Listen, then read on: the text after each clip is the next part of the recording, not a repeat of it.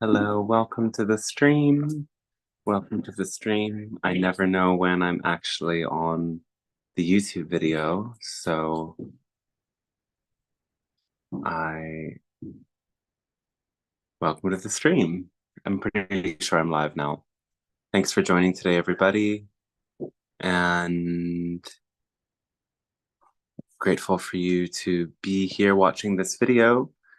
And if you're watching live, check the live chat, and that will let you go into the Zoom where you can join and you can ask your questions and participate with everyone in the Zoom room. Thanks again for being here. And these streams are continuing for a time period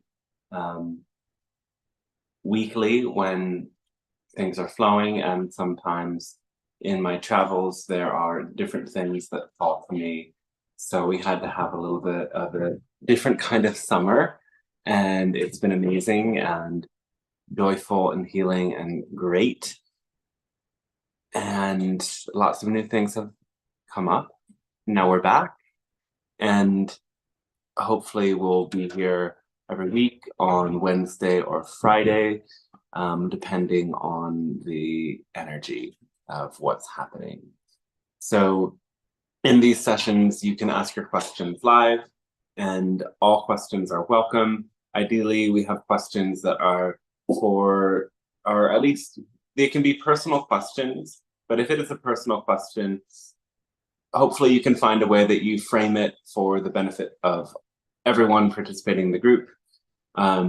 Or if you ask a very personal question, maybe you support with a donation. Donations are optional for these streams, but they really greatly support the channel. Of course, the best way you can give to yourself and give back is by doing some private sessions or the channeling course, and I'll show you how to connect with that on my website in a moment. And when you're in the Zoom, make sure that you're muted when you're not asking your questions, because it allows for things to flow a lot more seamlessly. Michael and Carol may ask your questions aloud if you type them out in the Zoom room, or sorry, in the YouTube or in the Zoom room, whatever you prefer. Though, because there tends to be a higher volume of questions that are asked aloud and they're kind of juicier for all of the viewers, we do prioritize questions that are spoken aloud with or without video. That's totally up to you. So we may get to your Zoom questions or written questions, we may not. And if you want to go deeper with your personal inquiries, again, channeling sessions are always available. Let me give you a little brief tour of the website.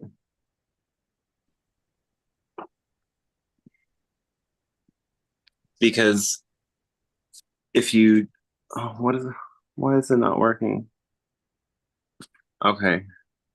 Do we see the screen, or is it totally glitched up right now? Because it looks really glitched from my end. You are sharing the screen. Okay, I think I'm sharing the screen. Is that right? This is DanteStarshine.com. Type your email into the mailing list and you'll get an update as to every time we're going live. It's the best way to be updated about that.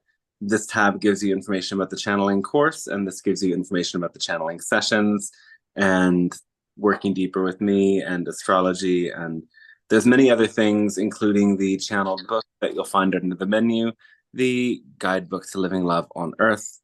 And that's a great way to go way deep into the teachings of the Pleiadian Council on how to live a life guided by your heart, in love, in connection with your psychic gifts, and know the greater metaphysical framework of some of the things that they talk about. Wow, hello, hello.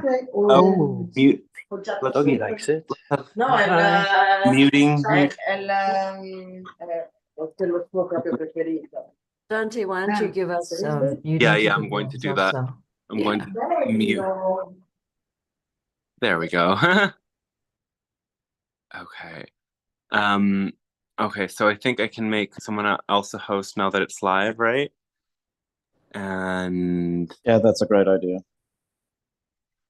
Yeah. Thank you so much. And oh yeah, if optional donations are welcome on the website as well, you'll find that under the contact/session thing. And I hope you enjoyed the session, and I'll see you on the other side.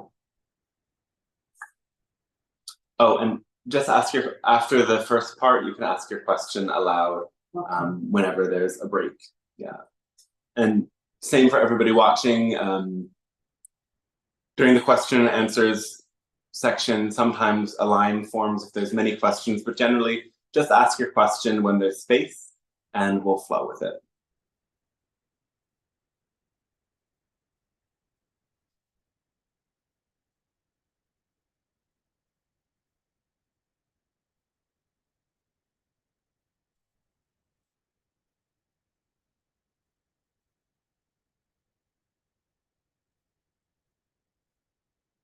Hello, and we say a fantastic day to you at this moment of your time.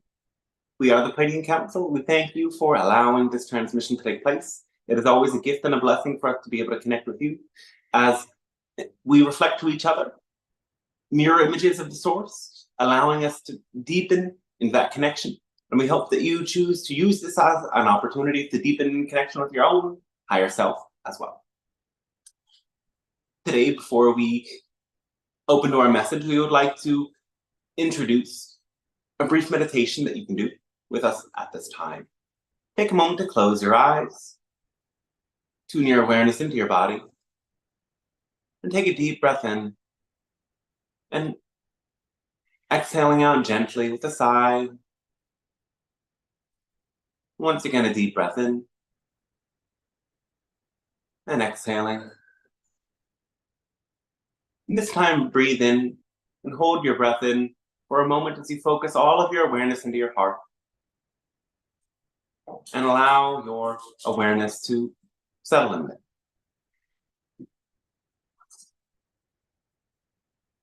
And we want you now to keep your focus on your heart and visualize one of those old-fashioned clocks with the hands that tip. See this in your heart and witness your breath. With every exhalation, one of the hands moves one step further, gradually moving. Perhaps this clock shifts and changes as you watch it.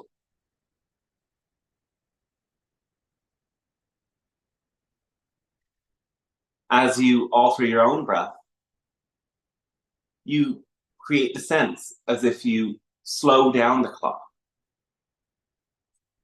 This inner clock is not the same as the idea of time that you experience in a shared reality. In the same way, your own sense of time is altered by your own focus of consciousness.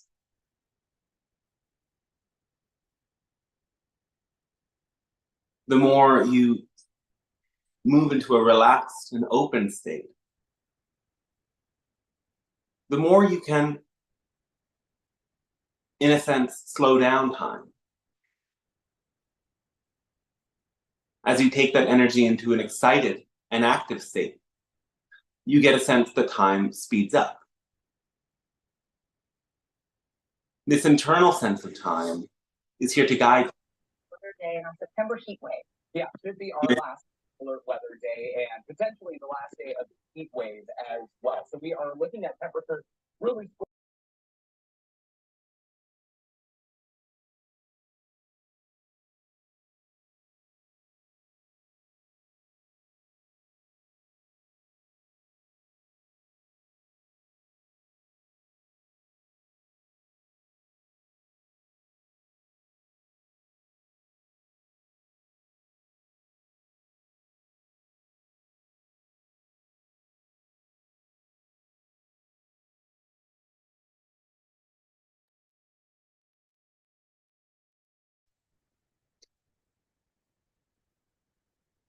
We're sorry.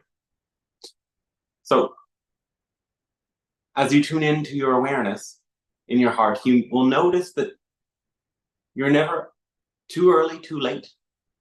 You're always at the right time. According to your own rhythm, time speeds up, time slows down. But you never miss an opportunity that is meant for you when you stay connected in this way to your own internal rhythm.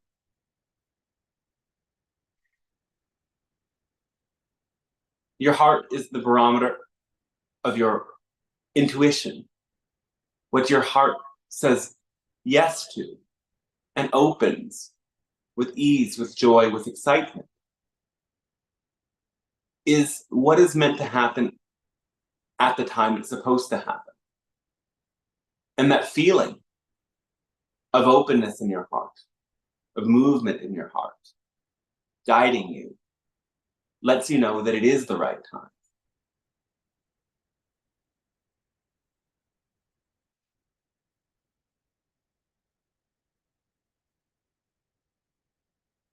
Notice the time shifts and moves as your own awareness shifts and moves.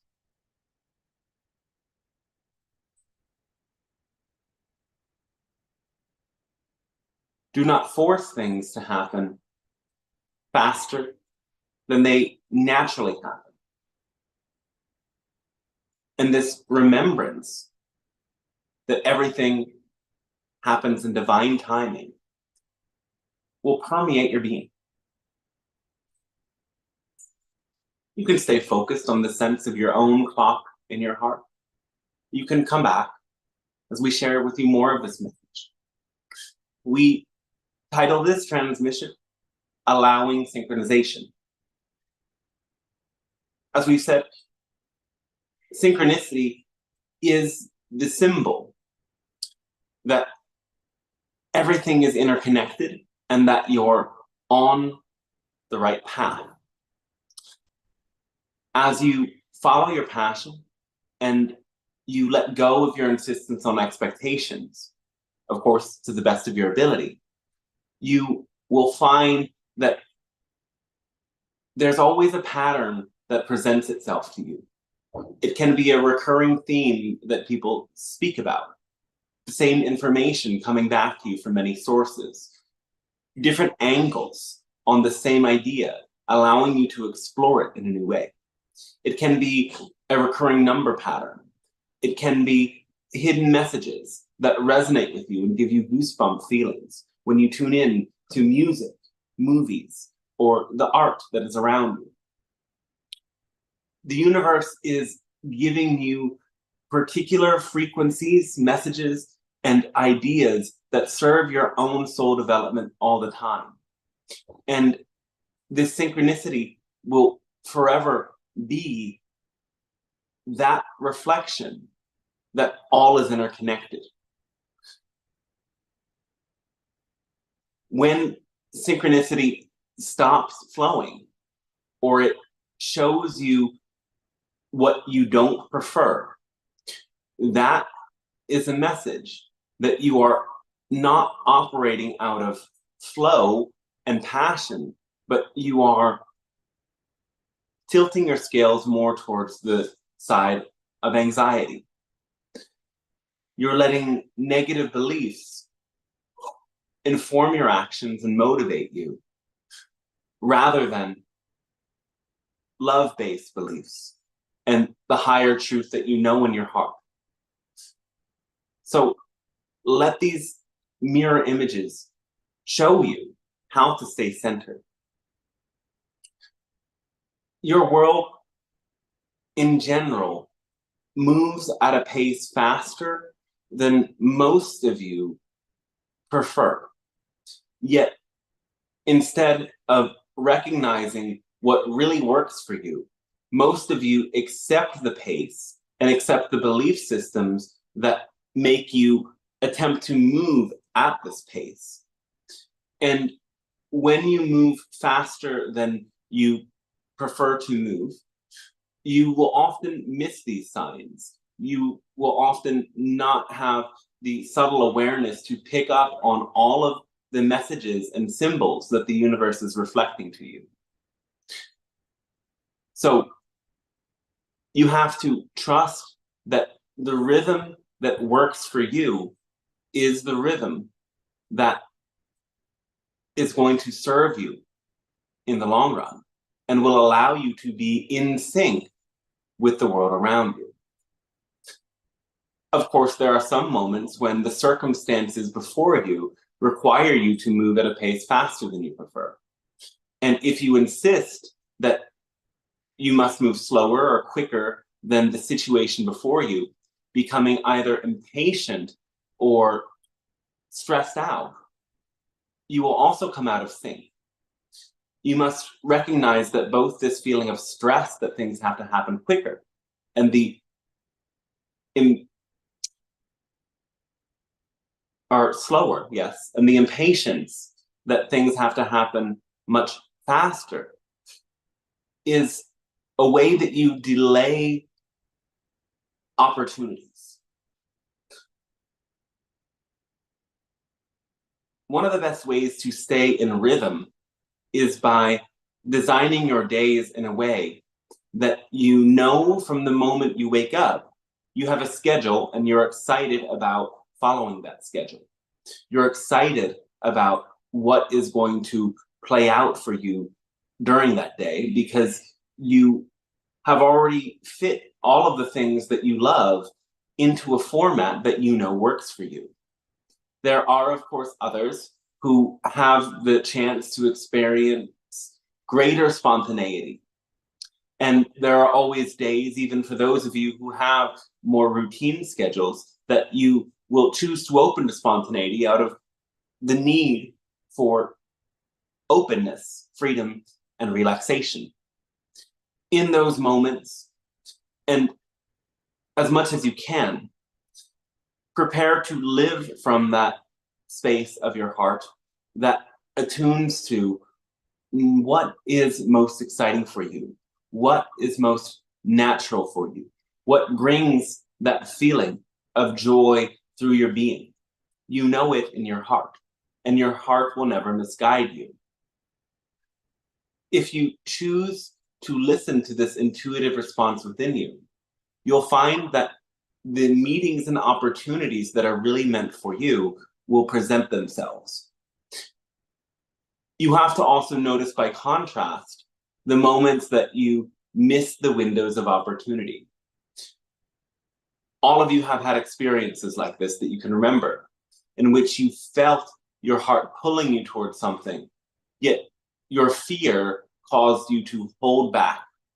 And you later discovered that if you would have acted in the moment you needed to act, things would have played out a different way. It's good to understand these moments of missing opportunities as lessons that help you stay in sync. And no opportunity is forever lost. Even if you miss out on a once-in-a-lifetime experience, you will have an even better experience when you raise your frequency to the higher vibrational state again. Because again, as soon as your frequency enters that higher frequency state, the energies and opportunities that represent your excitement will naturally gravitate towards you. Coming into synchronization also means synchronizing with other people around you.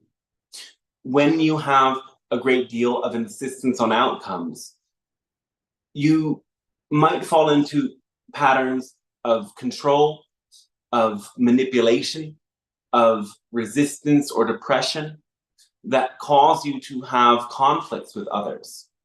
Yet, when you can communicate your needs and desires clearly without insisting upon them, and you open to creative and compassionate dialogues with those around you, you come into synchronization with them.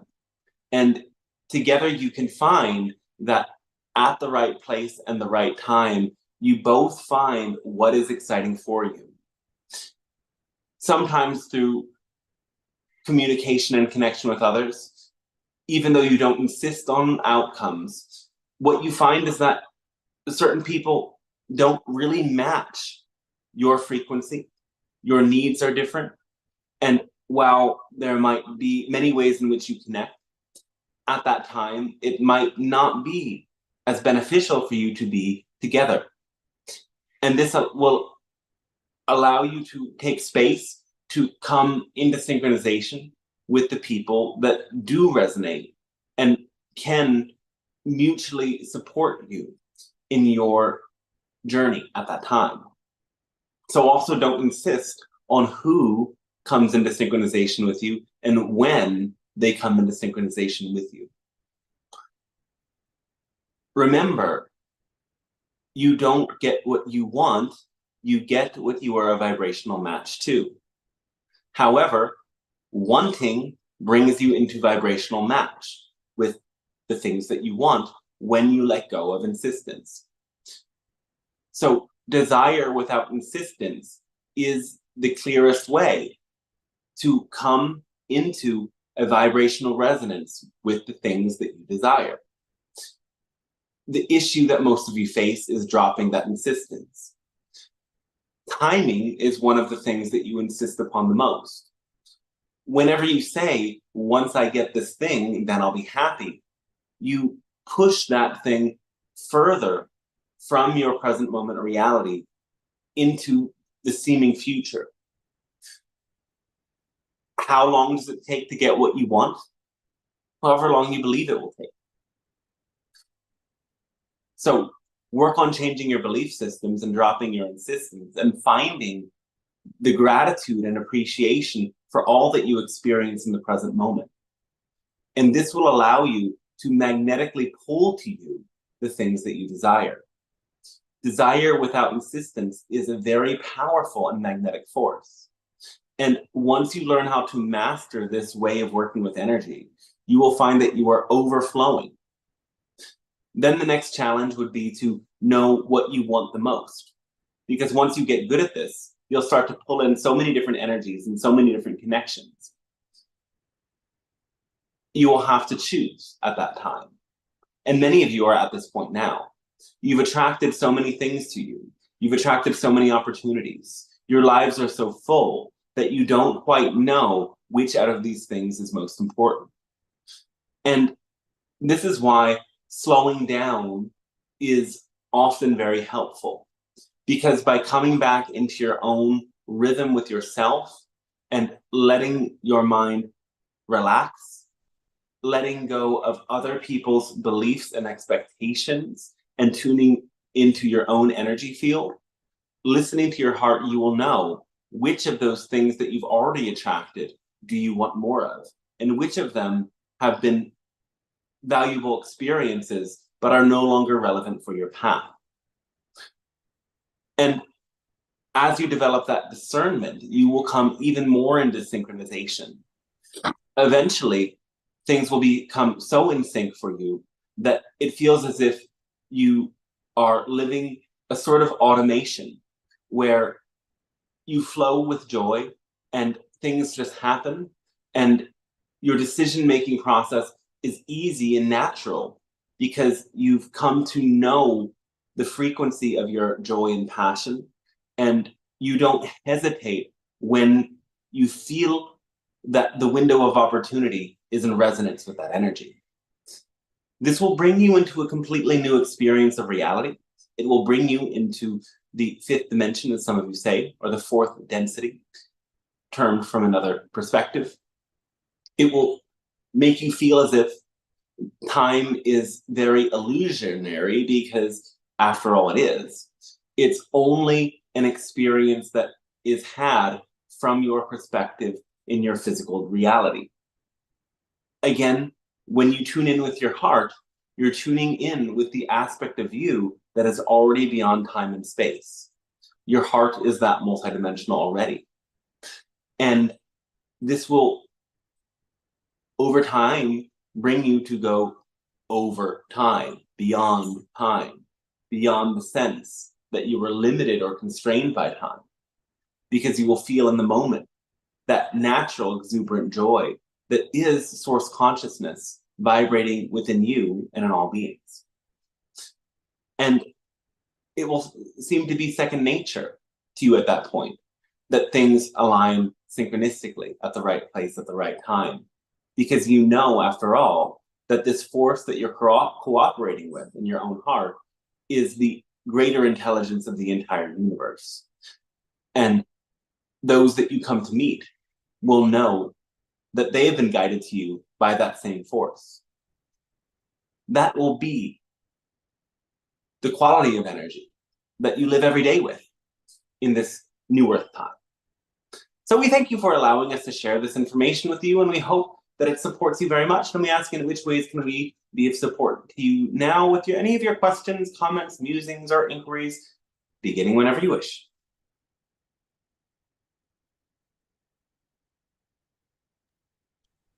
I have, I guess, an inquiry or that I'm looking for a validation of this idea or a confirmation of it. So when we are operating out of our traumas and our fears when relating with somebody else, and there's likely projection as well, I'm speaking from my own experience here, are we in turn vibrating ourselves into a timeline where that person is going to give that to us, basically? Yeah, I'll leave it at that, I guess, unless you need a further explanation. It depends who you're working with. Because you can project upon someone who is very conscious and very aware and very attuned, and if they are at that level, they will have discernment and compassion, and they won't take that projection personally. Though someone who is unconscious will either react to the projection or act it out. They'll understand as well that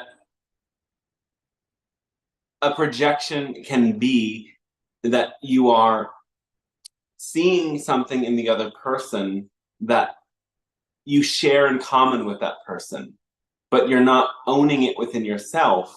You're only seeing it within the other person. And in the sense, the reason you're attracting that person is so that you get a mirror reflection of your own frequency, so that you can own that frequency and therefore come to accept it and gradually change it.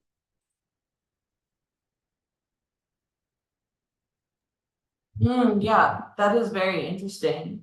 I think where this is for me, and I'm sure other people could relate as well, is like when you're attracting partners that seem to play out the patterns of parents and childhood and stuff like that.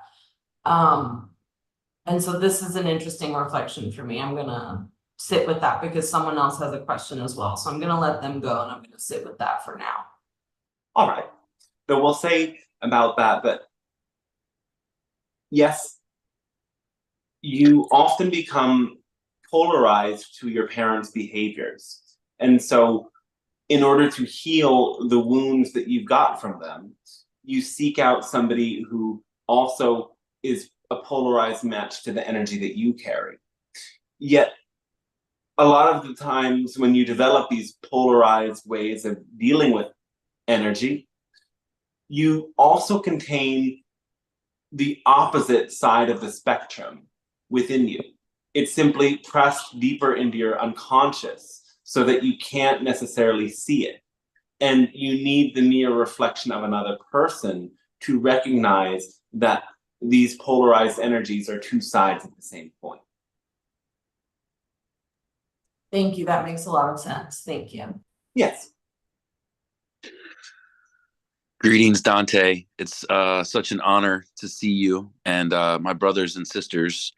In the middle of this session, I had someone call me, and so I had to step out for a second. And I'm filled with an abundance of gratitude right now to be on this call and to be in the session with you right now and to see you and to really see you and feel you. And sometimes the divine power is so strong that I question my own sanity and my own emotional stability. because I'm crying tears of joy and not tears of sadness. But it can be intense sometimes, and to really feel what it means to enjoy this precious gift of life right now, on no drugs or alcohol or anything, in total and complete surrender, is just so lovely. And Molly, you said that you were seeking some type of validation.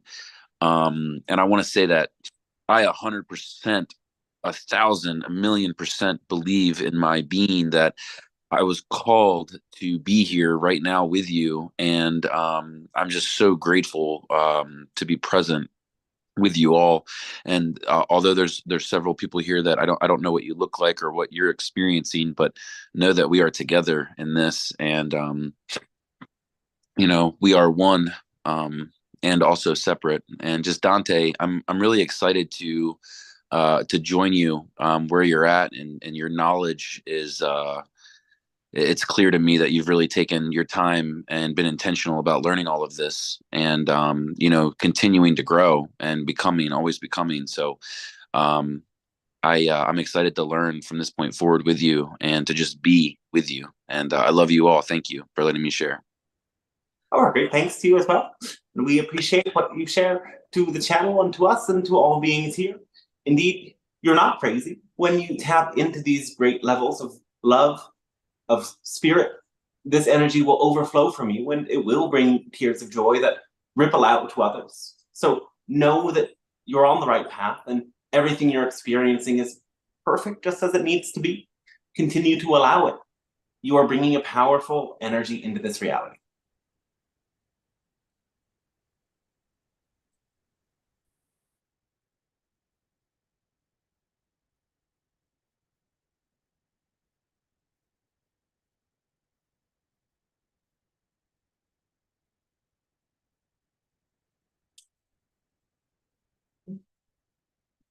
There's nobody to go. Hello, everybody. My question, with gratitude to the council and also to Dante, through Dante, is I've only today heard that it's possible that in this moment, when we reach a certain point, we can rejuvenate. So my question is, what is the best action I can implement to activate age reversal?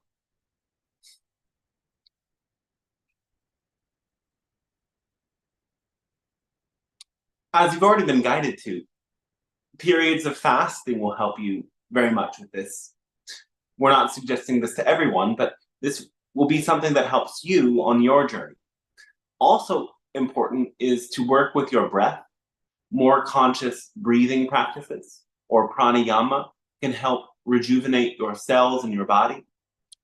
We would also suggest continuing to meditate and enjoying time in water, eating more fresh fruits and vegetables, letting that take up a bit more of your diet.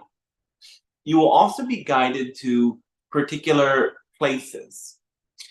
Some of these places are pyramid structures or ancient sites that have particular energy. The pyramid shape creates an energy funnel that allows for a healing vortex to emerge. And you may experiment with using small crystal pyramids or metal pyramids around your home as well. We remember you've mentioned something about a vision of the lotus flower and the essential oil. And blue lotus oil can be helpful in attuning to memories you have from Egyptian times in which you worked with certain healing frequencies. It is not that this essential oil itself is the remedy, but the scent will awaken a soul memory that will support you on your path. Thank you so much. Thank you. Yeah, so thanks to you.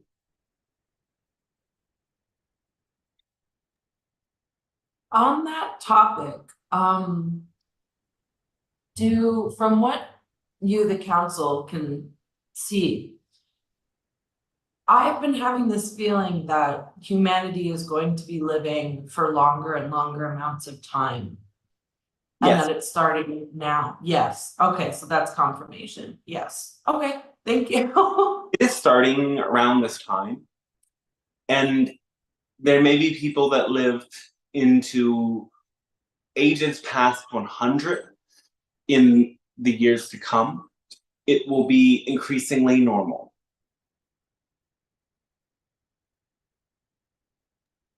Thank you. However, that comes with a side note that those who don't choose a new Earth timeline will not have the average life expectancy. They will live a bit shorter because this is a pivotal turning point. This is an important crossroads. And there is a sort of energetic pressure that is pushing some souls to make great changes in how they live their lives. And other souls are experiencing increased levels of stress that will age them quicker. So it's not that everybody is simply granted this, it's that those who choose to align with this will certainly live longer. That makes a lot of sense, and I feel like I've been witnessing that playing out on both spectrums. So thank you. I appreciate that.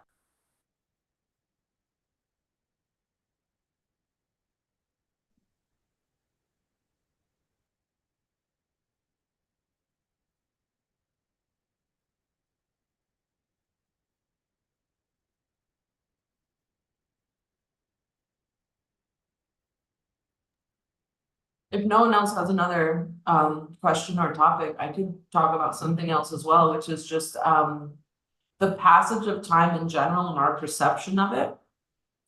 I've noticed that since my injury, you talked in the opening message about like, what was it?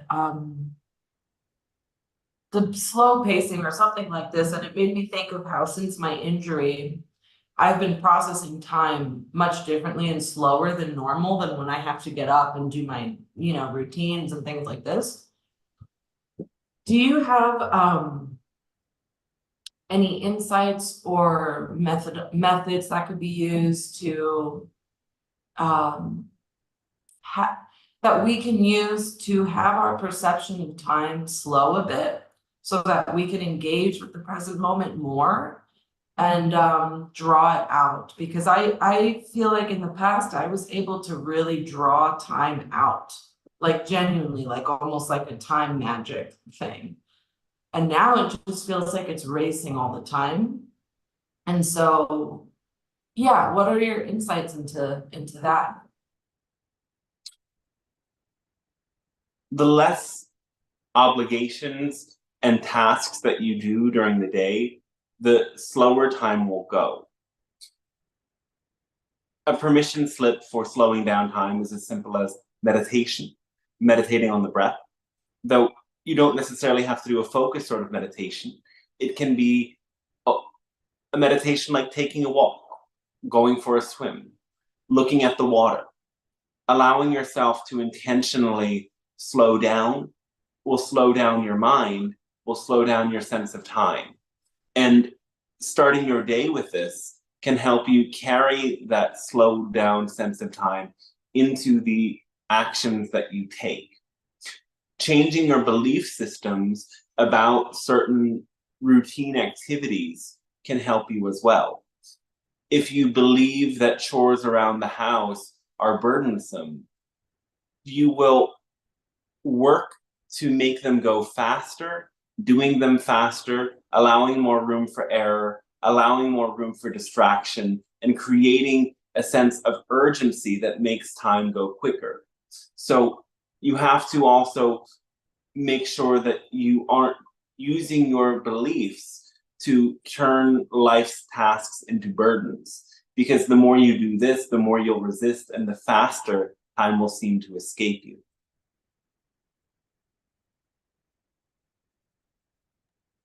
That makes a lot of sense. And I think that's why, since this injury and since all I can do is rest, I've been reconnecting with kind of this more stretched out time. So I really appreciate that feedback. Thank you. Yes.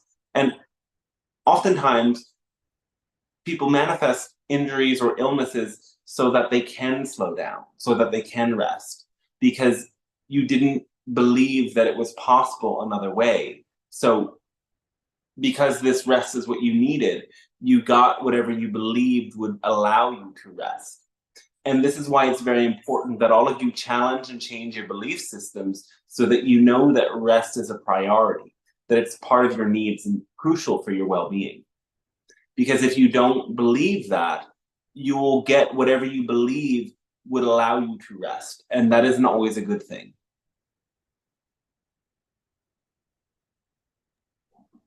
That makes a lot of sense. That is straight fire.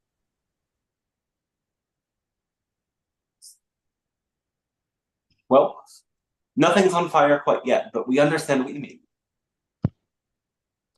Hi, Pleiadians. I love when you talked about the love-based beliefs earlier, and it got me curious if you were to incarnate on Earth and you could pre-program yourself with some of those love-based beliefs.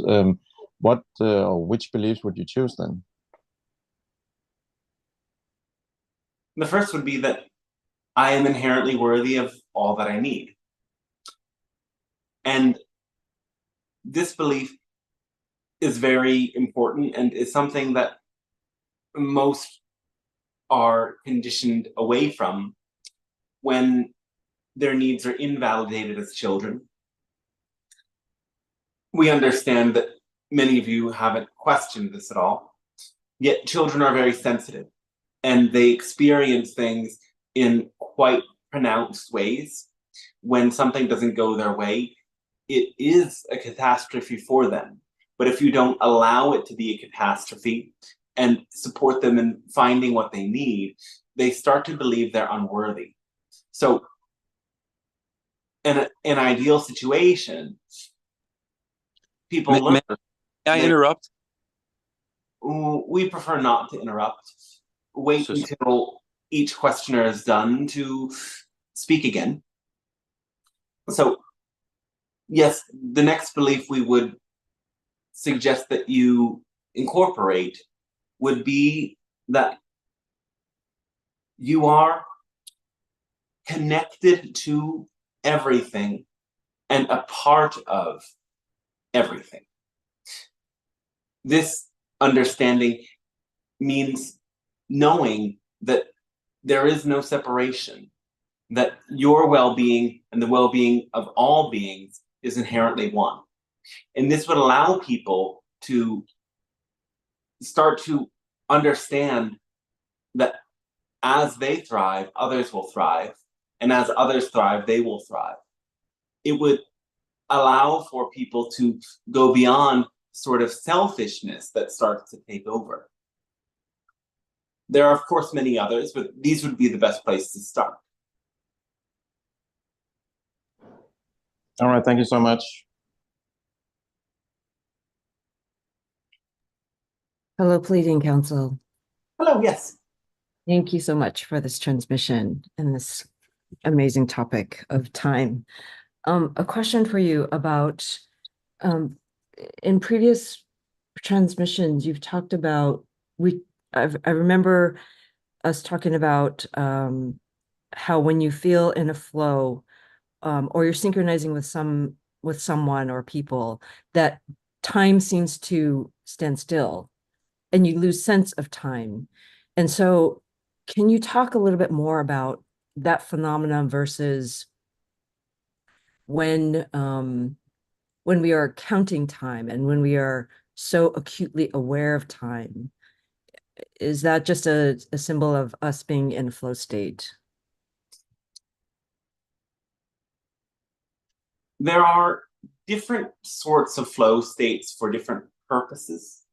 And this quickening of time is what happens when you move into action, into connection with the outer world.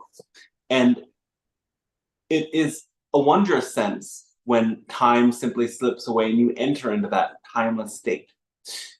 This happens through following your passion and letting it simply go without grasping for anything. When you are immersed in creativity, in human connection, in celebration, in movement of your body, in artistry, in intellectual pursuits that engage you deeply, in anything that immerses you so completely in the experience. These are the peak states. These are connected with the sort of gamma waves in your brain. And this is an acceleration of your consciousness. Though there's also a power to the deeper states, the slower states, the meditative states in which your awareness goes inward. Channeling is a sort of combination of both of these states, we would say. It rides the wave in between. Though when you are in a deep meditation, it's still an expression of your excitement, but you're allowing yourself to gain spaciousness. And these sorts of states of consciousness help you very much in allowing for mental clutter from your belief systems to wash away. It's also a way to sort of discharge literal electric energy that builds in your system. You are electromagnetic beings. And so when you face a lot of what you call triggers or emotional energy from other people or energy from your environment that builds in your system, it needs a way to clear from your system. This happens naturally when you sleep, though it only goes so far. And that's why practices of meditation where you bring yourself inward give you a sense of slower time, but it is still, in that sense, a flow state, an expression of your passion that allows for some of these energies to be transmuted and cleansed. And it's the mastery of both the inner flow state and the outer flow state that allows you to be able to navigate time in the way that you prefer and stay in balance. Wow, that makes so much sense. Thank you for explaining that. And following up from that then, so is breath work then similar to the type of flow state you're talking about with meditation? Because with breath work, you talked about sometimes that can slow time down, and you talked about just previously the aging, reversal age, or slowing the aging process.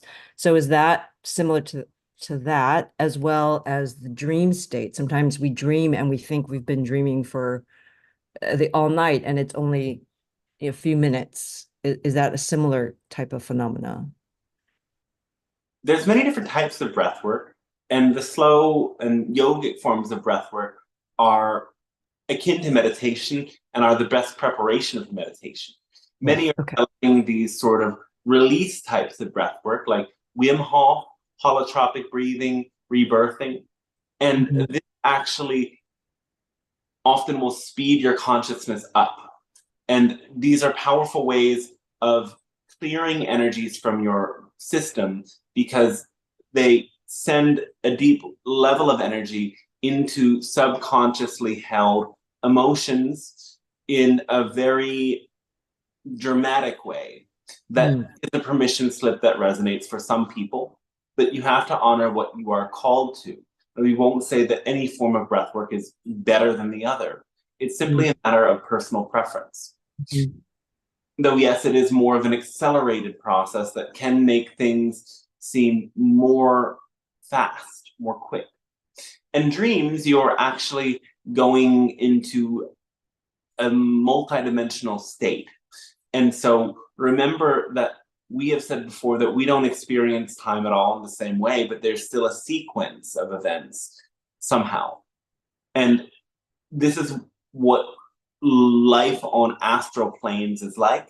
And your dreams are sort of astral plane experience. And so the depth of information contained in a dream is not bound by the linear sense of time. And that's why you can have an experience that seemed like it was multiple years in the span of 3 minutes.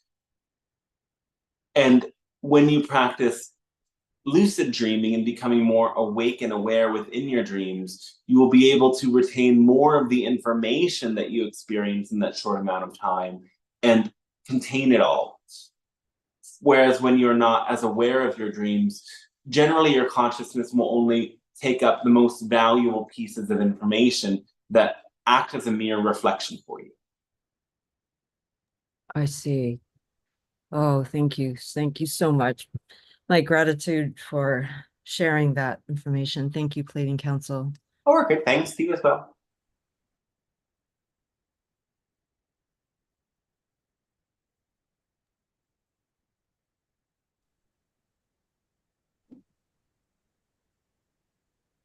Hello. Hello.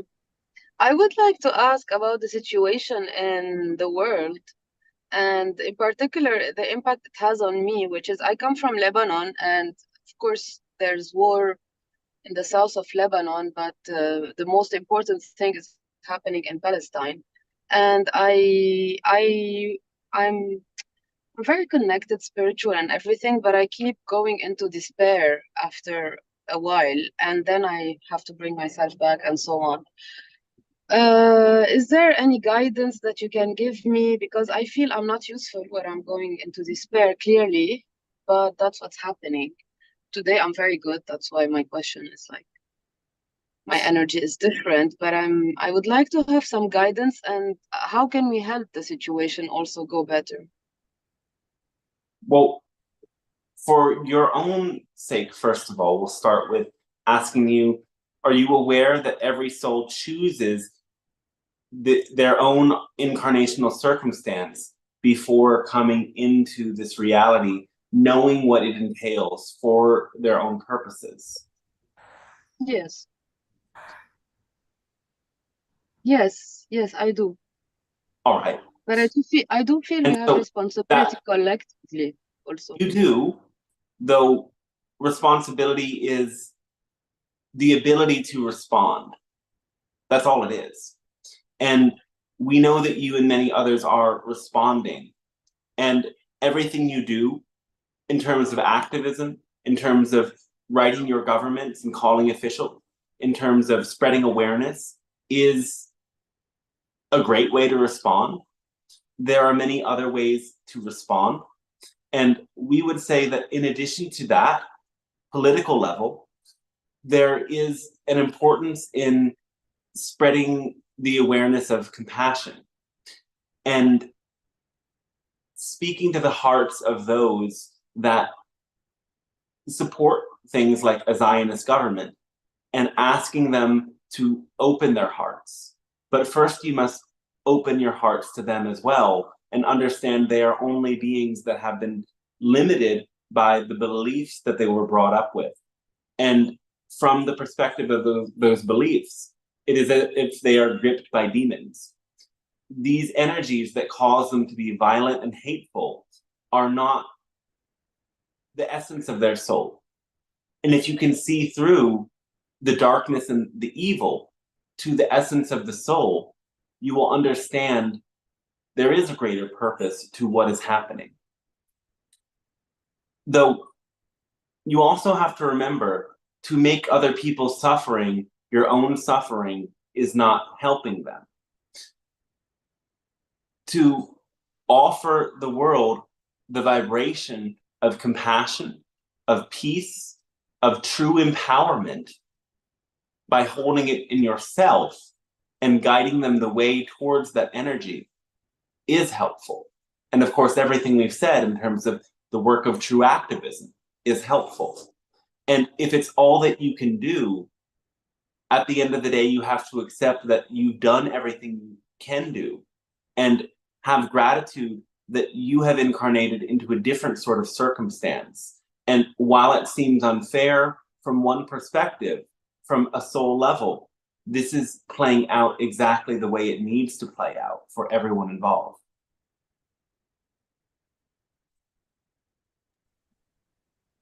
Thank you. Does that help?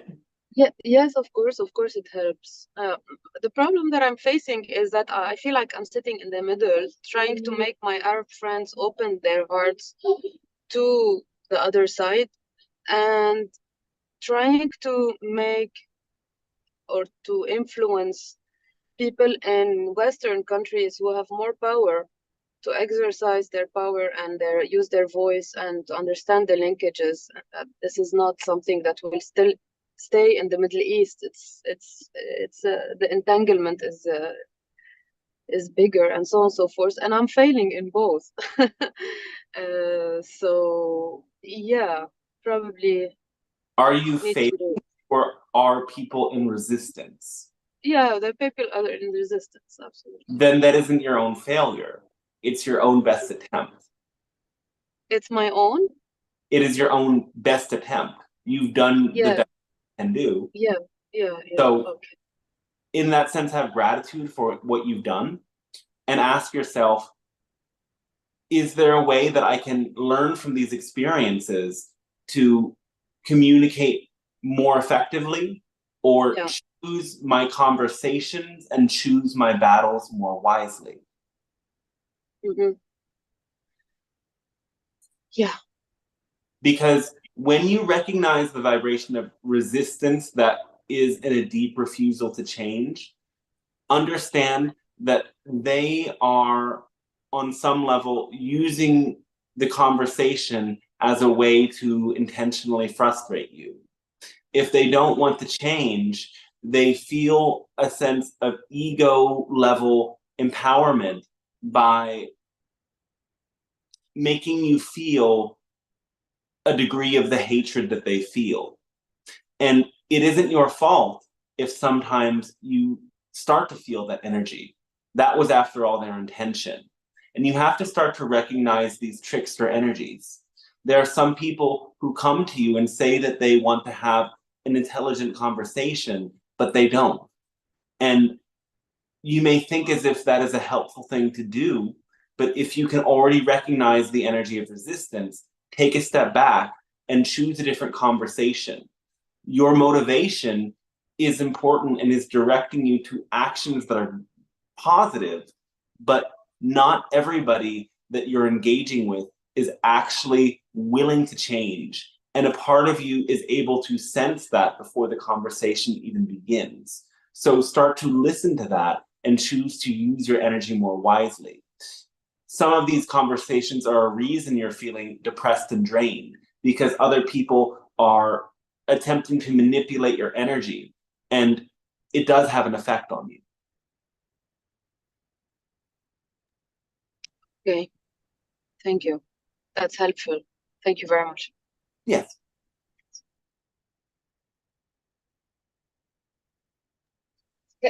Can I add one more question? Because I keep thinking, for me to go into despair, there must be also the fractal of despair in me. So yes, and in that way, your connection to the situation is serving you and releasing some of your own grief.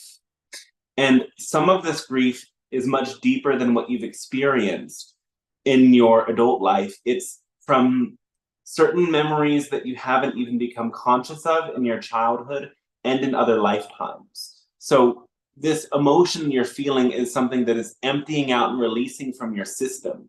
So sometimes you might be able to use that grief that you have from the collective as a way to connect with your own personal soul history and release some of that so that you can create a space for more love to emerge within you. Yeah. Okay, clear. Thank you very much. Oh, great. Thanks to you as well.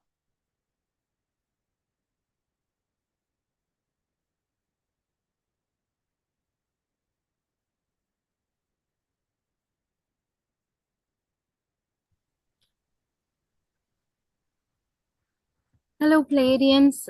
Thank you for being here. I wanted to ask a question. I recently tried the mushrooms and I felt extremely in blissful state. How do I integrate what I saw and felt with my spiritual journey and see more of myself? Thank you. Do you have a form of creativity that calls to you? After I tried it, I was more feeling bold, and I tried a stand-up comedy. I do paint a lot, but I want to feel like more like connection with God, and I don't know how to do that with just using the mushrooms or any psychedelic if I use it in the future. Well, the plants are offering you an experience of a certain dimensional threshold, though God is everywhere, in every dimension, always. You are having an experience of God right now. And remembering that and living that awareness will help you as you go throughout your day. There's certain spiritual paths that practice continuously remembering God. And the practice of directing your awareness continually towards your heart center and living with that awareness of the quality of energy in your heart is a way to actively remember God and experience God in all moments. Of course, that isn't to say that the plants won't help you, because they will, but be aware there can be a pitfall of attempting to recreate certain experiences. And generally, you will have a variety of experiences with them. Make sure that you become aware of the energy of your intention before you enter the journey. Playful curiosity and openness and love will help you to deepen in those energies, though other attitudes can create different experiences.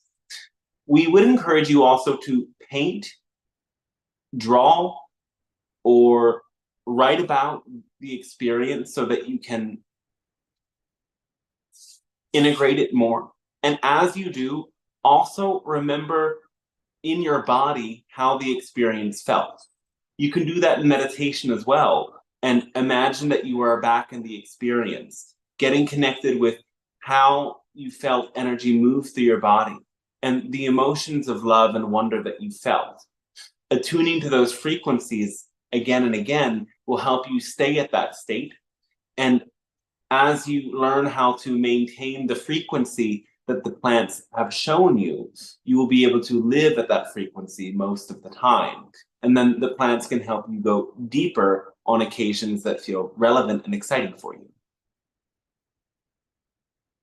Thank you, Pleiadians. And during during the time I was connecting through the plants, I did call upon the Pleiadians, and nobody appeared. Like, does it help when I call upon the Pleiadians or other people? Because I felt it was in higher dimension. I definitely felt like I was fourth, fifth, sixth, or really high dimension, and I just stayed there like I was multiple beings all together. And I felt also like my third eye was completely open, and I stayed there like as a god coming through me. I can't explain it, but it was multiple bodies. Would it help me to call and connect to you like personally, like how everybody else around me is? Yes, that would help. Though also, you have to pay attention to the energies that come when you call upon us. Because when you call, you have to be willing to answer just as much. So let go of how you expect the energy to come. We won't just appear as an apparition floating in your room right away, at least. That might eventually happen. But at first, you might feel a subtle energy when you call upon us. You might faintly feel a frequency. Focus on that frequency. And if you don't feel anything right away, continue calling. Continue sitting in that waiting, in that remembrance. And maybe you feel a certain buzz of energy move through your crown chakra or a different part of your body. maybe you start to see even in your imagination images. That is also a form of communication with us. You might feel energies move through your body. You might hear sounds or start to hear voices in your head. That is also a form of communication with us. So be persistent and know that you don't need any plants to channel us or get into contact with us. We are literally always available because everything is here and now. Thank you so much for the answer, and I appreciate for showing me the path. Thank you. Okay, thanks. You as well, yes.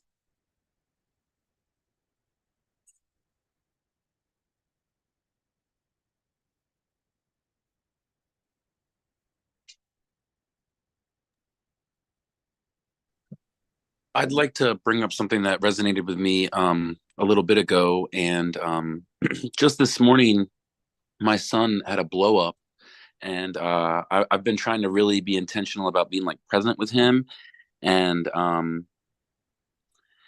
know that this isn't like a parenting class or anything, but I'm trying to take different approaches into, making sure that I don't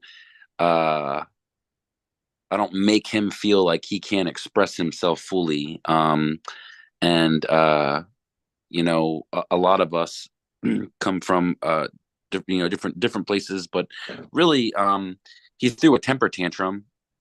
And I've been reading a lot of the Bible and a lot of these different self-help books, and I've been praying about it, and really trying to figure out the best approach to make sure that I'm holding space for him to be able to express himself in a healthy way, but also raise him up to be accountable. He's 10 years old, so it's that fine line between letting him grow up and also disciplining him safely. Do you have anything that resonates with you on that? The most important thing is that you stay calm, that you don't react in a way that your own frustration, anger, or fear arises. Stay in the vibration of love, and the feeling of love and your own connection to the divine will help you to show up for him in the way that he needs. As long as he is not being destructive, then let him express what he's feeling, but also tell him to tone it down without shaming him for it if it is distracting for other people or if it is becoming a recurring pattern. Let him know that his feelings are valid, but they can be expressed in more constructive ways. Anger does not have to explode. And find him get what he needs to move from anger into a feeling of gratitude once more. Don't create a sense of shame around anger. Teach him that it is a part of the human experience and that all people feel angry sometimes, but there are healthy ways of using it. As long as you treat this and other emotions in a way that makes him understand that it's okay to feel, but there are good and bad ways of expressing those feelings without shaming him, without making him feel guilt or coercion, he will turn out just fine and find his way to sort out all of these problems. Thanks. Yes.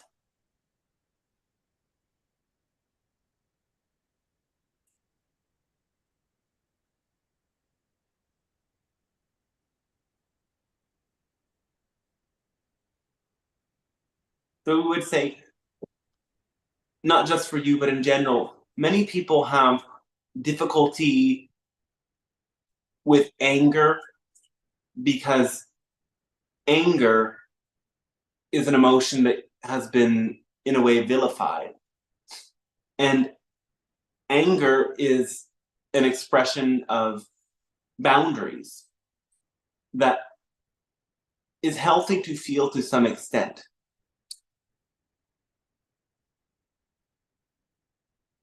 Instead of fearing other people who become angry, come to recognize that these people have had an experience or a series of experiences that have led them to feel very invalidated. And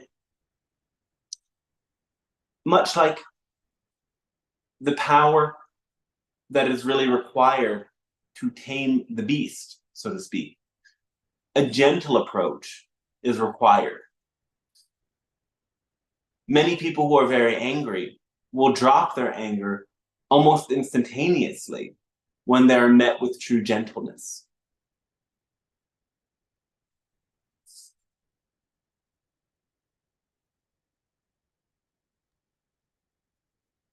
Pleiadians, I have a follow-up question to that about expression of anger.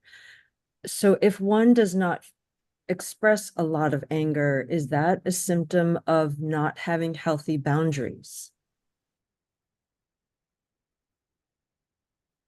Do you feel angry ever? Yes, however, it's infrequent. I go first, I think, to sadness.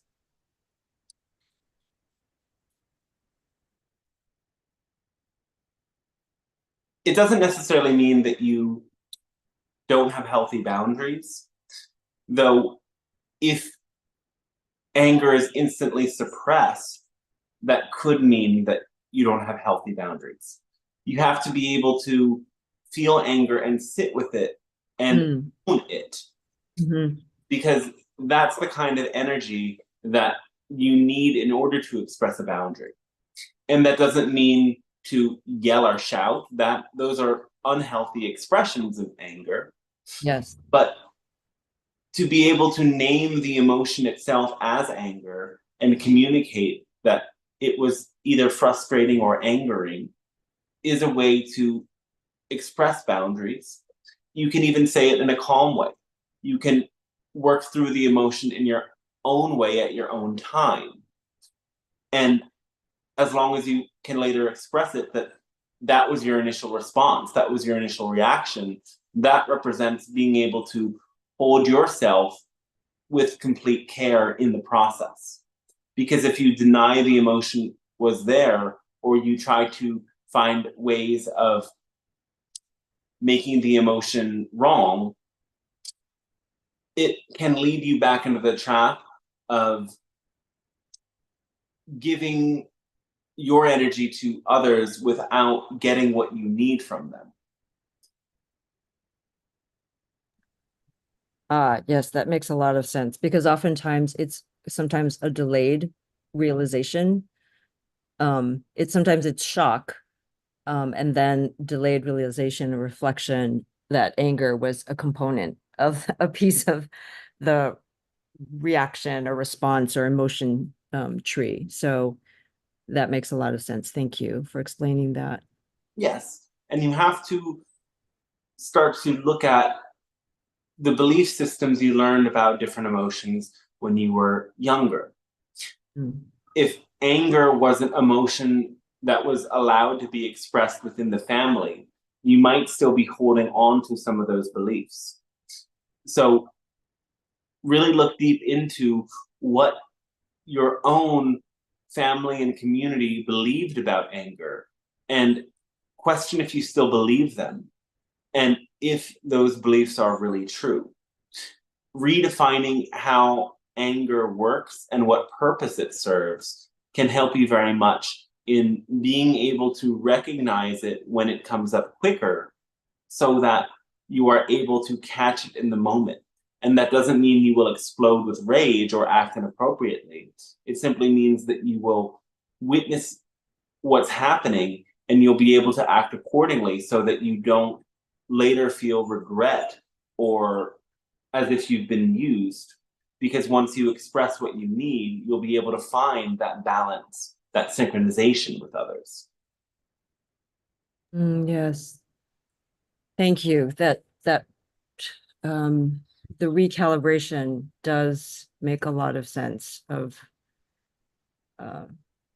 re-examining that. So thank you. My deepest gratitude to you, as always, Pleiadians. Oh yes, our gratitude to you as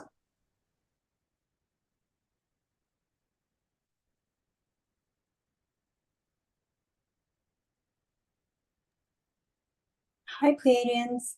Hello. How are you guys doing? We are fantastic, and you? I'm doing good, thank you. Thank you for this transmission. Yes.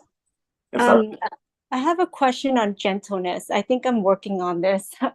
So like sometimes intense dynamics, like with work situations or family, I have a tendency to respond I try to be gentle, bluntly and upfront, but it comes off like the truth how I express it. But at the same time, it's like I feel like it's a little too much for them, and they kind of retract and feel bad, and then I feel bad.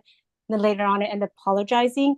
In those moments of intense reactions and triggers, like I'm really practicing like state of being, observing and neutralization. How do I maintain that during these intense moments with, I mean, I work in a really pressured, intense moment, and I have, a big family dynamic too. So, and I do meditation, I'm doing Qigong now, but any advice would help too. First of all, we would say have more compassion for yourself, because the intensity of your work environment is something that you can only adapt to. And sometimes under pressure, you will snap. That's part of working under great pressure. So forgiving yourself for those moments, if they happen at work, will help you to soften over time. With your family, it might be a little bit easier to step out of that pattern. It starts with recognizing the emotion as it arises and not letting it build. Breathing into the emotion as it wells up and speaking to it before it gets to a boiling point. Much like you want to take the water off the stove, or at least turn the stove down before it starts to boil over and spill. So with that self-attunement and watching the steam as it starts to rise and choosing to speak or act in that moment rather than at the moment where it's literally become too much is one way. And if something becomes a sudden trigger that snaps you instantly into a boil, take a couple of breaths before you speak to it and make sure that you use a sort of nonviolent communication, expressing your feelings, owning them as your feelings without pointing a finger of blame. And that is a way to soften the way that you speak with others, even if you're already at the boil. For example, you can study things like nonviolent communication, yes. The basis of this is making I statements rather than you statements. I'm feeling angry in this situation and I feel frustrated when this is what happens, or you behave this way, rather than saying things like you always do this, etc.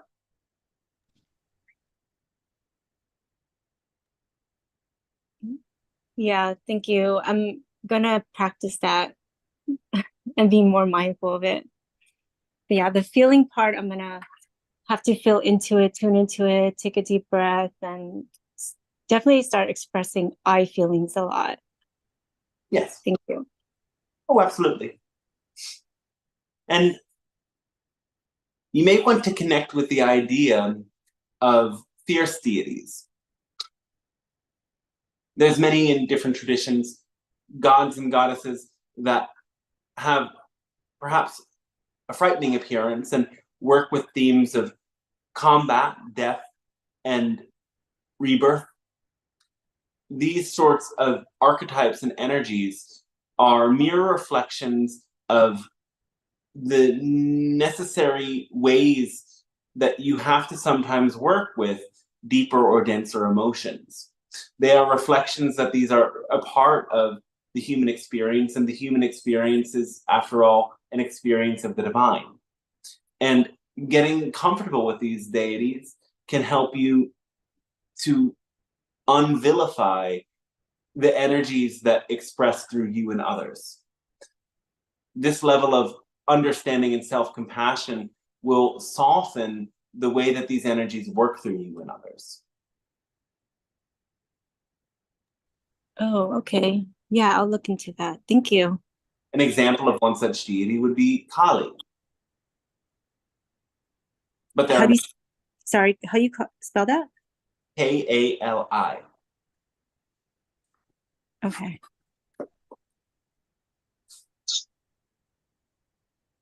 Thank you. Oh, thanks to you as well.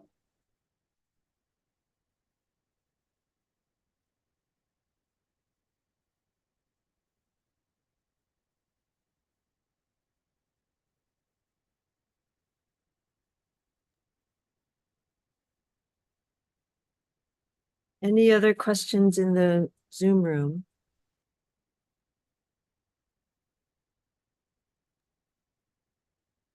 Dante, how are you doing? Would you like me to? Fantastic here. Okay. Would you like me to read some of the YouTube questions? That would be fine. Yes. Okay. First question. What effect does barefoot walking have on people on Earth? The Earth has a grounding frequency, and this sounds a bit paradoxical, but the scientific way of seeing it is that your body will accumulate positive ions, but the positive ions lead to free radicals and inflammation in your body. And when your bare feet touch the earth, or any part of your body for that matter, if you're seated on the earth with your shoes on, it still works. You start to let these positive ions be pulled into the earth, and instead your body accumulates negative ions which reduce the inflammation. This is especially potent when you walk on beaches and near flowing waters like rivers and streams, which give off a negative ionic charge. On a more subtle spiritual level, when you touch the earth, you're connecting more with Earth's deep frequency. And when you connect to the sensation of soft sand beneath your feet, it has a positive sensory impression on you that reminds you to feel grateful for the planet that you live on. Earth's energy moves more fluidly through your body and allows for you to discharge energy and fills your lower chakras with a more stable, solid sort of energy.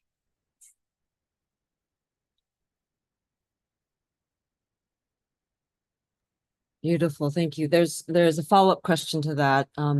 Are there methods that you can achieve the same effect as barefoot walking, even indoors in a high-rise apartment?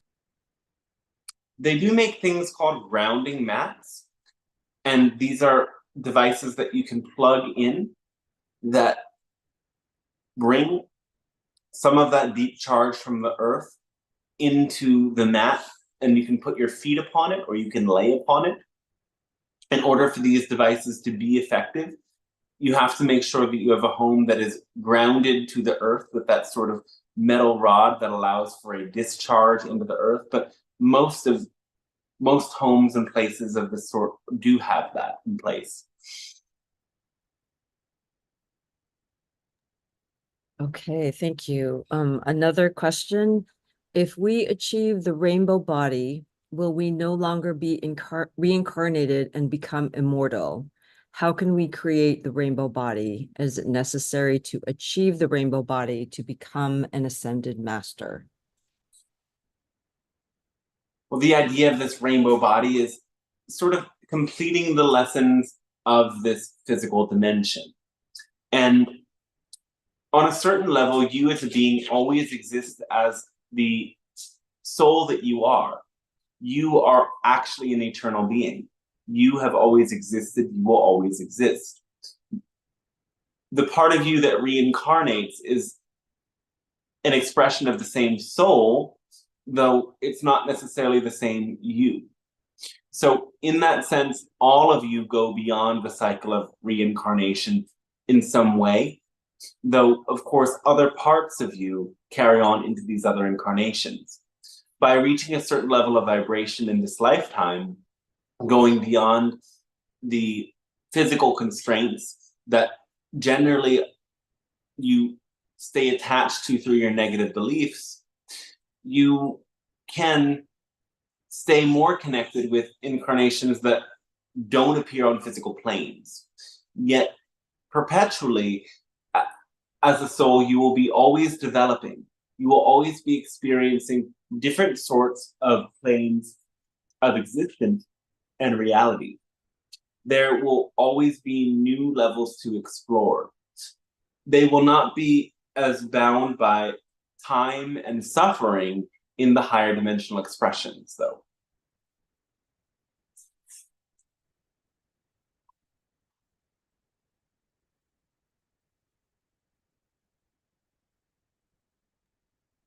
Thank you again, Pleiadians. Any other questions in the Zoom room?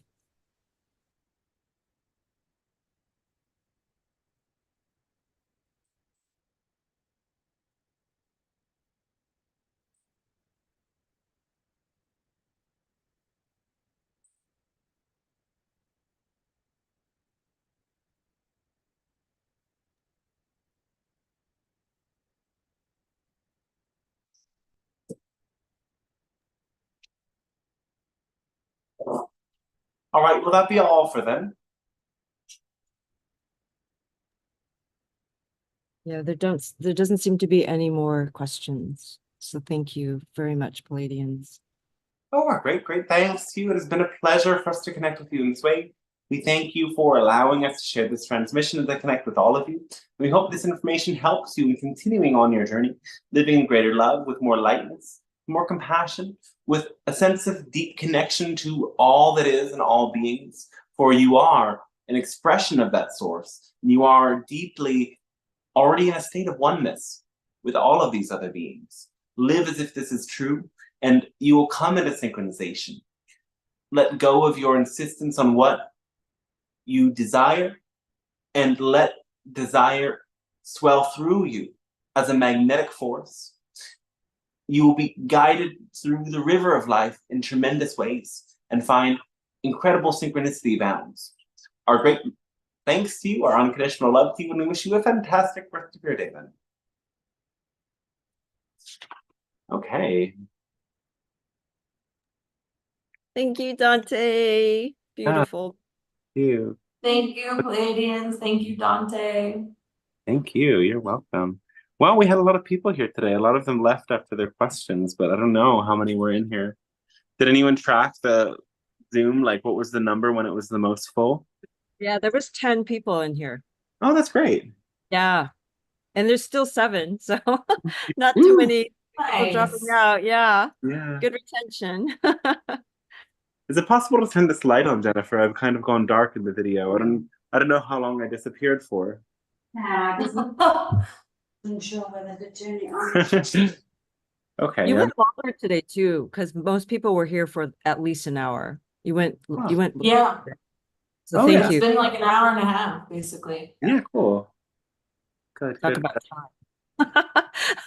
Time does go Yeah, fast. right? It goes fast when you're having fun. Exactly. Wow. Beautiful. How are you feeling? Where are you right now? I'm in Italy right now. Oh, okay. How long are you there? Do you know yet? What was I'm not really sure. I haven't bought my flight. I'm going to India after this, but I might do some other things in Europe before that. I don't really know, but we'll figure it out soon. I'm trusting in the timing, as you know. Good. As you always do, yes. Yeah, I'll be staying with Mahalo, who a lot of you know from tomorrow or something. Yeah, So, nice. Okay. He'll be joining the future transmissions, and actually, forgot to mention it, but there's another YouTube channel. I think it's called Answers from Other Worlds. Let me pull that up for all to see, because more channeling content is coming through there, and Mahalo has a lot of questions and themes that he's curious to explore, and it's just in addition to what comes through in this channel. And so we would love if you could subscribe to the channel, as it would be a great help to the channel. Are you also channeling for that, or is it something? Okay. Oh no, it's I mean, it's all channeling content on this channel. Okay. Okay. Yeah. Mahalo channeling? No, I'm channeling. Okay. But Oh, okay. Yeah. So you're channeling. Mahalo is asking the questions and kind of, you know, like the channeled book, the guidebook from Living to Love on Earth, there were topics that we compiled questions for and just dove into it. And so he's kind of continuing this channel in that way, where he has and I sometimes have questions for different subjects that the Pleiadian Council expand upon: lifestyle of the Pleiadians, understanding the Pleiadians, a lot of this ET stuff, the legacy of the Anunnaki, humans, the Anunnaki, arrival. Oh wow, okay, we did a lot of ET stuff. That's a lot. So far the content that we have is all of this ET stuff. And what is coming next, I know because we already recorded some of it, is stuff from it's already coming out a lot. Live long and prosper. Okay. Yeah. Yeah. But stuff about just general good, about health, well-being, passion, the formula, and likely even more.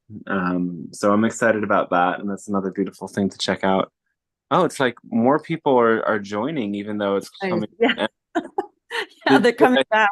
Dante, I joined because I heard the word India, and I'm Indian, and I'm going to India to see my mom for a month. Oh, so wow. What are you going to do what are you going to go do there?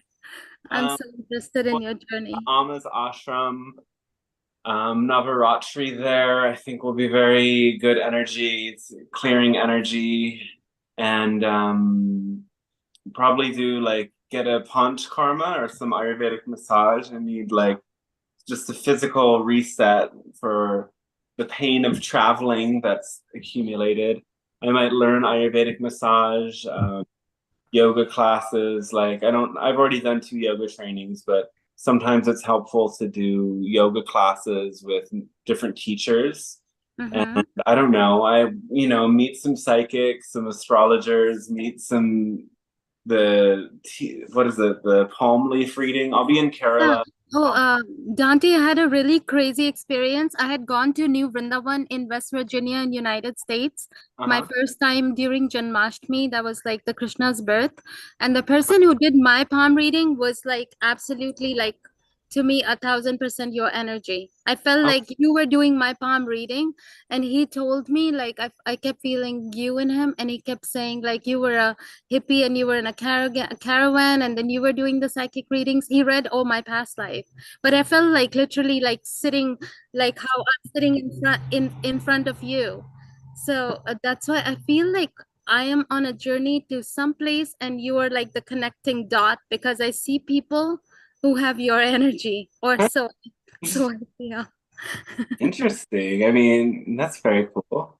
You have felt that too, right? Sometimes you have to meet someone else to go somewhere else and somewhere else. And so I feel like you're my teacher. I see people like so true to you. Even like your hair and everything was like you. Interesting. I mean, synchronicity, right? Synchronicity keeps showing the same reflections again and again. Yeah, a white sadhu. Like I consider you like a white Indian sadhu. he was wearing an Indian turban and living in the ashram for like 12,000, which you see like it's not possible to live in $10,000 in United States. Wow. And he learned like palmistry all by himself for last 28 years. He's been doing palmistry. Oh wow. So sometimes I think what you want to be is already you are. So maybe you already are a palm reader. Oh yeah, I mean the palm leaf is different than palms, like they have these libraries that the rishis saw like hundreds or thousands of years ago of like different people, and then they use your thumbprint to find different stacks, and then there's different details that they confirm, and then like the palm leaf has this that is very intense, right? That's telling your life from that moment that you go to collect it. It's some people have said that they've got really spot on readings from that, but the palmistry is like, it can connect with astrology as well. So maybe I'll learn that. I mean, I don't know how to do that quite yet, but yeah. I see you But like I just know I that see my energy. I see you like a guru, just like sitting in your presence is like for me, I'm sitting next to a sadhu. Great. I'm sure everybody here feels that, right? Yeah, whether they call it guru or sadhu, I don't know, but yeah, it's an energy transmission. I hope to bring that energy to people. But I also need to receive more of that energy myself sometimes too, you know? The best thing that I get from this channeling more than the words that you speak is like a feeling of compassion. Yeah. I feel like I am more compassionate towards everybody and more open to everybody. And that feeling is more than just words. Like I see myself getting softer in my energy, more just deeper and softer, like a dove. I think like a soft bird or some softer energy. So that's what I feel like energetically from you and the Pleiadians. Oh, grateful to hear that. Wow. It's nice. Yeah. I want to bring the softness, softening our hearts to everyone, to the whole world. We need it. This world is a lot of like, ugh. But honestly, it's like in the process, I can say that like I go through a lot of that, ugh, but it's like I learn how to contain it. And I think it's like deepening in awareness means that we have more awareness of light and of shadow. And when we become more aware of the shadow in ourselves and like give ourselves a container to explore it, then we can carry our energy in our life with a much softer way, because that intense energy is kind of always in the background until we get to know it and make peace with it and accept it. And then that background static noise falls away because we've learned to own it and harness it. And then we can really step into the softer, cooler vibes. But Dante, do you also feel like when we get really soft and peaceful, then any little kind of a thing seems too harsh to us? Like if you're sitting in a bliss for 10 days and somebody gives you a harsh comment or something happens, it just takes you out like quickly because it seems too big and loud. No, because like I said, like this path for me is about expanding awareness. So I'm expanding awareness of both the light and the shadow. And I've been getting to know my own shadow so much more over the years. So I have containers where I really face my demons and the intense stuff. And that means that like, okay, I've owned and harnessed that energy. And so like when I'm faced with that in the outer world, I don't see it as something like, oh, the bad person is fighting me. I see it as like, okay, like this is a person that's entangled with the dark energy that is a part of everything. Just as much as the light energy is a part of anything, so much as the dark energy. They're just entangled with it. They're unconscious. It's gripped on them. Their demons have gripped them. And I can have compassion for that. But that said, you have to stay in balance. And like some days I can get triggered and I can not contain my own shadow if I'm not in balance. Like an example, like I'm more and more, the more energy I move, the more I need fuel, right? And like for me, like if I don't eat, I can get very prone to anxiety. And if I stay in the anxiety too long, then it becomes anger. So it's like taking care of the body is so important, because when we haven't got the food, the nutrition, the sleep, the mind meditation, the hydration, all of the things that we really need, then we do become more sensitive and more susceptible to the triggers. That happens for me too, definitely. That's something I've been noticing even before the accident. Mm-hmm. And I feel like the accident was like a continuing of those lessons of like, you need sleep, not just for your body, but for your dreaming. Mm-hmm. You need food that is nutritional to you, and you need to eat it a couple of times a day. Like, because it wasn't like I was intentionally doing any kind of a fast. I was just being dissociative and not eating until like 5 p.m. every day, and then eating whatever, like, I don't know, because by then I don't have any energy to go and cook a nice meal. I'm just like, oh my God, I've just been hit with hunger. Now I need to eat something. So it was lending to me having like not good habits. Whereas now I'm trying to eat at least twice a day and like snacking and stuff. It makes a big difference with my awareness, I find, and with my ability to control my emotional reactions to things, basically. Totally. Yeah, we need to stay in that balance, taking care of ourselves, regular Taurus moon, eating right? at regular times. Yeah, Taurus. Yeah, because I'm Taurus sun and rising and my Taurus sun and Aries Mercury are in the 12th. So I'm just like, I have to very consciously ground. And like when you were channeling, talking about routines and stuff, I was like, this is so on point. We just had a new moon circle and asked ourselves questions and journaling, and my response was like, come up with a routine, like an actual routine of like that you are happy to do, and that you're excited about doing. So hearing that in the channeling was very like validating what is coming through. Absolutely, yeah. And as like with Taurus placements, I never related, like I love food, but I never related to like, I need to eat all the time. Whereas now I'm like, I think it actually has my metabolism not to eat as much. Like I actually think it's a detriment to me. And if I want to intentionally fast, sure. And maybe I'll do that for like 2 days or more and truly do a fast, not just like, I'm gonna not eat till 5 p.m. today, which is just really harmful for my brain and body and soul. Yeah. Yeah, keeping the metabolism going with regular meals actually makes it burn faster. Exactly. If you kind of put yourself into that semi-starvation mode and then you eat a lot, your body is thinking that I need to hold on to all of this for later. Exactly. That's why it's like, if I want to do it fast, I'll do it for a few days moving forward. Because if you don't get past that day hump, your body's just gonna grab whatever you eat next. Like, oh God, I have to hold on to this. Talking about it's making me hungry, honestly. Yeah, I had to eat an apple during the channeling. That was my little breakfast snack. Was Dante, what are you eating? I want to know, what are you eating? A banana. Bananas on hand too. It's my like bananas, apples. Dante, what's your sun in? The Scorpio. Oh, and moon? Taurus. Taurus, yeah. Taurus. In the Vedic, it's an Aries, though. Okay. So you have like a lot of intensity, or so they say. Oh yeah, Scorpio. The Scorpio Taurus axis is no joke. Like it's fucking for real over here. But then it's also bringing the connection to the occult, the hidden forces. Like Scorpio is really deep, and that gives it more of a connection to things that are hidden, mysterious, dark, taboo.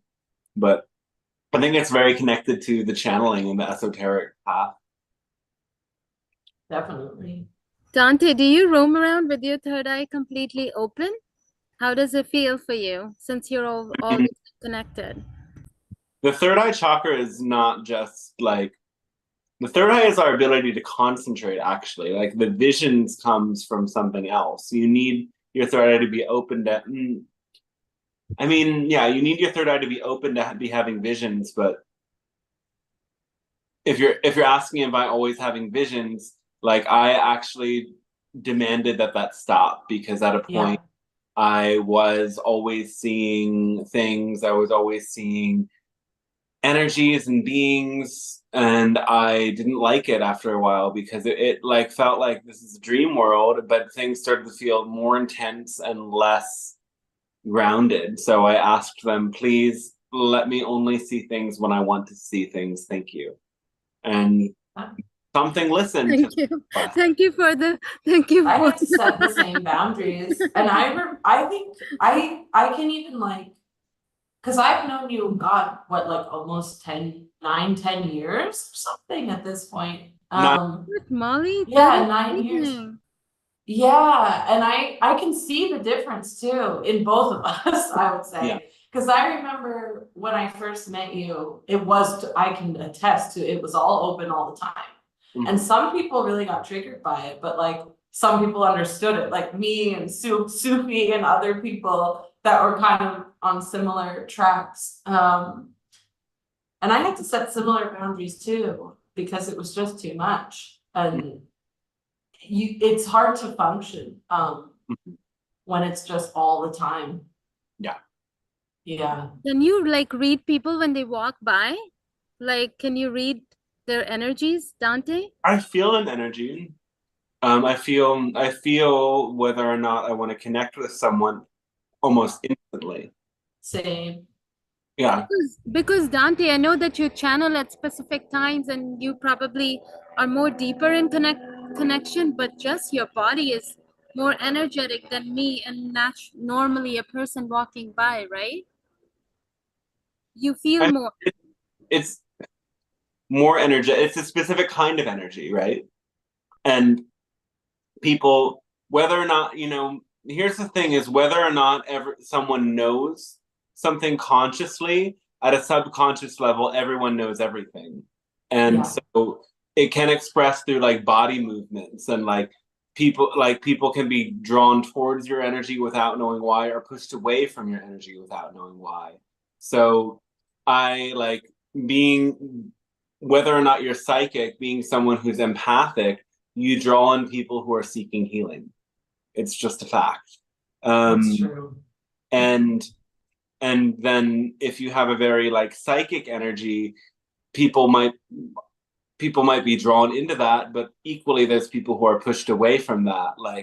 I'm not bragging or anything, but like I'm maybe attractive to many people, but then they feel an energy from me and then they want to walk away. And like I've had other readers like point that out to me, that like, oh, like it's confusing for you because a lot of people want your body, but then they come towards your energy, and that psychic force is too much for people who don't want to have a psychic force open, because energy resonates. So, and that's why everyone wants to flock towards the guru, because energy resonates. If it's a good guru, a high spiritual being, you'll resonate with that energy.